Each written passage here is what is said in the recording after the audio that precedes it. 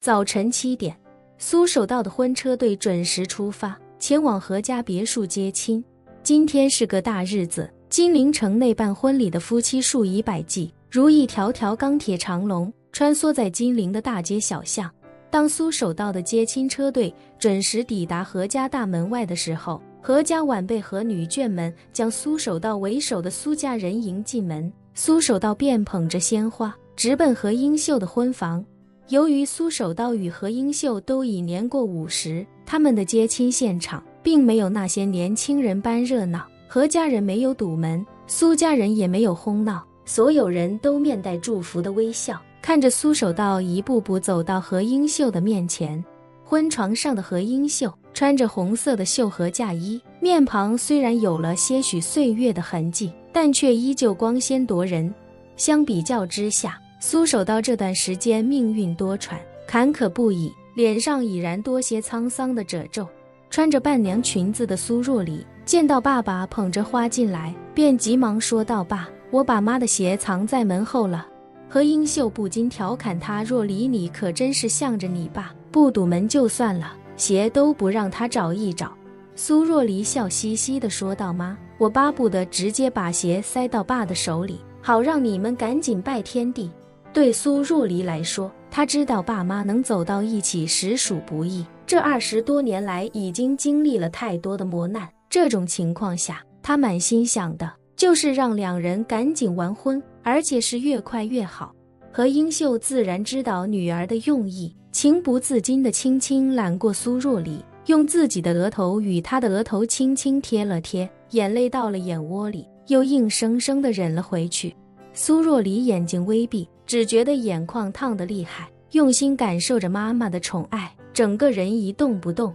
两人虽然没人说话，但那份母女情深，便是外人看了也深受感动。苏守道见此情景，心中也是感慨万千。他终于明白娶一个爱自己的女人是什么感觉，而且与杜海清这个完全不爱自己的前妻不同，自己的心里对何英秀已然有了爱。也是在这一刻，他便更加期待起婚后的生活。他只想与新婚妻子平平淡淡的生活，钱与地位都不再重要。想得太深，以至于他的脸上也不自觉地洋溢起了幸福的神采。一旁的苏知飞心中也很是感动，虽说他也知道何英秀曾经插足过父母的婚姻，但他更知道父母的婚姻本就不那么健康，勉强在一起对两人都不是什么好事，反倒是分开了相互成全才是最好的结果。回来这2日，他住在叶晨年幼时与父母居住的老院子里，看着妈妈每日都在心满意足、不厌其烦地打理着那个小院子，他便意识到妈妈心中对叶长英的爱究竟有多么强大，强大到哪怕只是守着叶长英住过的小院，他也能感到前所未有的满足和幸福。而今天他又亲眼见到父亲难得有了幸福的模样，这让他悟到了一个道理，有时候看似完整的完整未必是真正的完整，托而后理反倒是更好的结果。想到这里，他心中又不禁对叶晨心存感激。若没有叶晨，以父亲的身份地位，母亲就算想与其离婚也根本不可能，而父亲的性格也绝不可能放手。若没有叶晨，父母依旧各自困在那段不幸福的婚姻里，恐怕一辈子也走不出来。眼见父亲还愣在那里，苏知飞转身从门后找到了那只红鞋，小心地将它拿起来，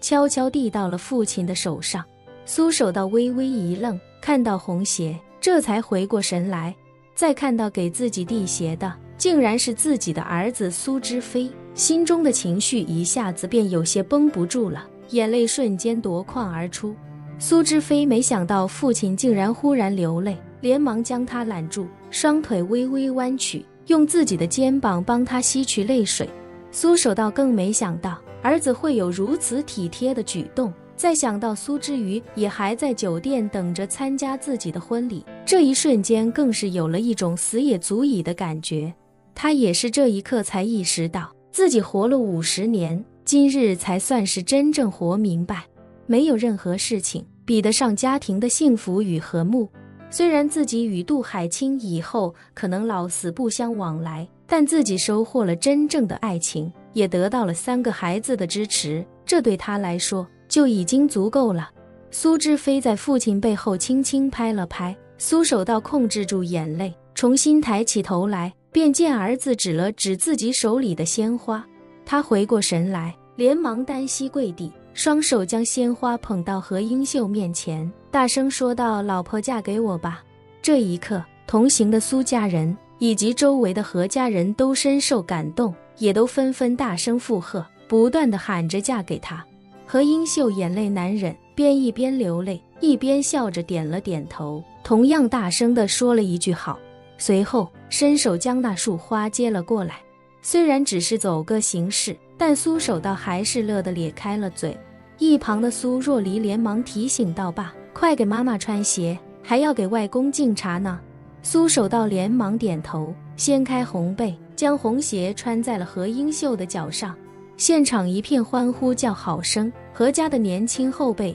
甚至拿出手拉的礼花弹，一个接一个的拉响。旋即，夫妻2人来到别墅客厅，何老爷子此时已经在沙发上正襟危坐，等着新女婿来敬茶改口。要嫁女儿的何老爷子今日心情格外舒畅，老伴儿走之前，最牵挂的就是失去一条胳膊的何英秀。他觉得女儿成了残疾人，还生下一个私生女，将来可能再难寻得一个能接纳她的男人，就算有男人能接受她，恐怕也很难接受苏若离。他临走时还叮嘱老爷子，若是将来英秀嫁人，男方对若离不好，何家一定要把若离接回来，但千万别随便让英秀离婚，因为她的情况，能找个男人娶她不容易。可是他哪能想到，女儿今日依然求得了最好的结果，她重新恢复了失去20多年的手臂，还与深爱30年的男人走到了一起。苏若离也不用认一个陌生的男人当继父，